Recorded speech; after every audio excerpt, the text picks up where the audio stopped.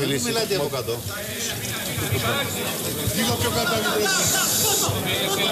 Σήμερα είναι μια μέρα γιορτής, διότι η δημοκρατία είναι γιορτή, είναι χαρά. Και όταν η δημοκρατία νικάει το φόβο και τους εκβιασμούς, τότε είναι και λύτρωση, είναι και διέξοδο.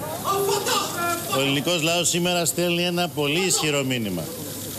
Ένα μήνυμα αξιοπρέπειας, αποφασιστικότητας, το μήνυμα ότι έχει στα χέρια του την επιλογή. Πολλοί μπορούν να αγνοήσουν τη βούληση μιας κυβέρνησης. Κανείς δεν μπορεί να αγνοήσει τη βούληση ενός λαού να ζήσει. Να ζήσει με αποφασιστικότητα, να πάρει τη ζωή στα χέρια του.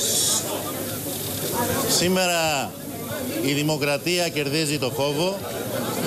Η αποφασιστικότητα του λαού μας νικάει, από ό,τι φαίνεται, την προπαγάνδα του φόβου. Και είμαι βέβαιος ότι από αύριο θα έχουμε ανοίξει έναν δρόμο για όλους τους λαούς της Ευρώπης.